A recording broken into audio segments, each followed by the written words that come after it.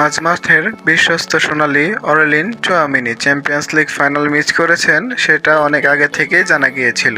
রিয়ালের খানিক নির্ভরতা ছিল, কারণ দলের মাঝমাঠে আছে অধিক বিকল্প, কিন্তু এবার হয়তো সেটাও দুশ্চিন্তার পড়েছেন 14 বারের চ্যাম্পিয়ন দল রিয়াল মাদ্রিদ। ইনজুরির কারণে দলের সেরা তারকাকেই হয়তো মিস করবেন তারা। শনিবার রাতে ফাইনালের বরুসিয়া ডর্টমুন্ডের বিপক্ষে ম্যাচ মিস করতে পারেন দলের গোলরক্ষক আন্দ্রে লুনিন। এবারের চ্যাম্পিয়ন্স লিগ তো বটেই, রিয়ালের জন্য পুরো মৌসুমে নির্ভরতার প্রতীক ছিলেন ইউক্রেনিয়ান গোলরক্ষক লুনিন। মূল গোলরক্ষক থিবো কোর্তোয়া ছিটকে গিয়েছিলেন এসিএল ইনজুরির কারণে। পুরো মৌসুমের মাঠের বাইরে ছিলেন তিনি। সেকেন্ড চয়েস গোলরক্ষক হিসাবে আনা হয়েছিল কেপাকে, তিনিও মাঠের বাইরে চলে যান ইনজুরিতে। এরপরেই রিয়ালের যাত্রা হয়ে ওঠেন আন্দ্রে লুনিন।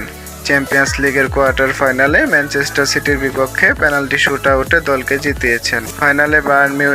সেমিফাইনালে বায়ার্ন মিউনিখের বিপক্ষে একাধিক দলের যাত্রা হয়েছিলেন। লা লিগাতেও ছিলেন অবদান। তবে শেষ পর্যন্ত লুনিনকে মৌসুমের সবচেয়ে বড় ফাইনালে পাওয়া নিয়ে তৈরি হয়েছে শঙ্কা। ইউক্রেনের এই গোলরক্ষক সম্প্রতি আক্রান্ত হয়েছেন ইনফ্লুয়েঞ্জা বি ভাইরাসে। ইনজুরির কারণে দলের শেষ 3টি অনুশীলন মিস করেছেন তিনি। যদিও তাকে নিয়েই শেষ পর্যন্ত ইংল্যান্ডে যাচ্ছে রিয়াল মাদ্রিদ, তবে তার মাধ্যমে পুরো দল যেন অসুস্থতা ছড়িয়ে না পড়ে, সে কারণে আলাদা করে ব্যবস্থা নেওয়া শুরু হচ্ছে। শুক্র বা শনিবার তিনি ফাইনাল খেলতে যাবেন, যদিও মাদ্রিদের বাকি দল এরই মাঝে লন্ডন অবস্থান করেছে। মাদ্রিদের মেডিকেল টিম নিবিড়ভাবে লুনিনকে পর্যবেক্ষণ করেছে। ইনফ্লুয়েঞ্জা বি সংক্রমণ সাধারণত এক সপ্তাহে পরিচর্যার দরকার হয়। রিয়াল মাদ্রিদের গোলরক্ষক এরই মাঝে 3 দিন পার করেছেন। তার সুস্থতার জন্য নিয়মিত কাজ করেছে চিকিৎসকরা। তবে কোনো কারণে ইনজুরি থেকে লুনিন